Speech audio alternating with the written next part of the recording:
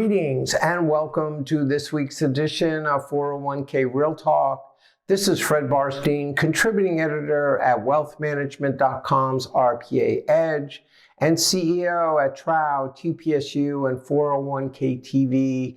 I review all of last week's stories and select the most important and interesting ones, providing open, honest, and candid discussion you will not get anywhere else. So let's get real. First story, the Department of Labor won an important cybersecurity decision recently against mega market record keeper Alight when the court ruled that the DOL had the right to gain access to a wide range of documents and communications, including client and participant data. Alight had argued unsuccessfully that because they are not fiduciaries, the DOL could not compel them to comply, but the court ruled that the DOL could investigate ERISA violations.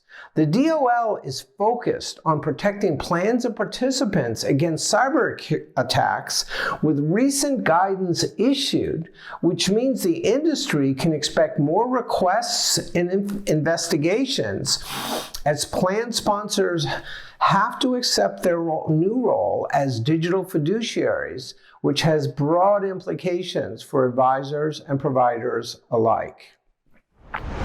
Next story, speaking of the importance of the digital fiduciary, J.D. Power's recent survey with over 7,000 participants showed how satisfaction with provider websites and apps have dropped dramatically, with a whopping 63% indicating they found managing their accounts online challenging, which has broad implications for the convergence of wealth and retirement.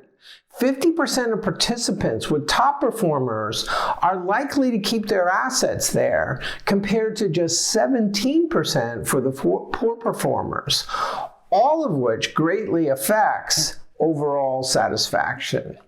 Exacerbating the issue is the loss of $6.1 trillion in household net worth in Q2 alone, and a 7.4% increase in debt, heightened by historically high inflation and rising interest rates.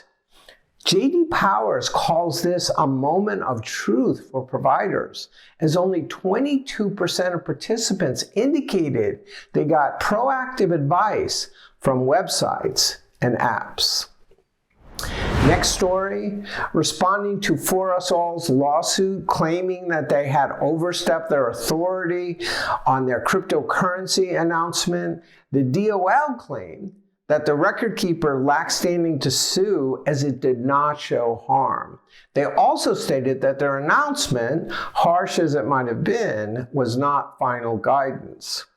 Does cryptocurrency, which is very volatile and subject to fraud, deserve special treatment? Though very few plans have offered it yet, the demand by participants remains high.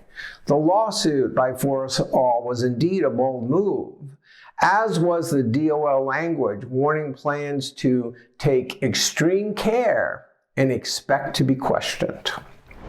Next story, in a Wall Street Journal front cover column, UCLA professor Shlomo Bernartzi highlighted how small decisions by participants nearing retirement can make dramatic differences in expected income. Their health and life expectancy, when they want to retire and claim Social Security benefits, risk tolerance, spending habits, and desire to leave assets for heirs have huge impacts on their projected monthly income. Yet the industry mostly relies on income calculators, which Bernarcci claims only fits 4% of people. Look for my upcoming conversation with Shlomo about the good, the bad, and the ugly of auto features on 401k Real Chat. Finally, in my coverage of the RPA Record Keeper and Broker-Dealer Roundtables held the week of September 5th in New York City, coinciding with the Wealthies, I outlined the opportunities and challenges of these groups face as wealth, retirement, and benefits converge at the workplace. The wealth management capabilities of most broker-dealers are far superior to most RPA-focused firms, yet they struggle to integrate the strengths and relationships of their wealth and retirement advisors. And which is the best business model? Focus and funnel opportunities to specialists, embrace and encourage the generalist, or try to form partnerships between the two. Fascinating times and discussions with more to come. So those were the most important stories from the last week. I listed a few additional stories I thought were worth reading. Please let me know if I missed anything or if you have any comments. Otherwise, I look forward to speaking to you next week on 401k Real Talk.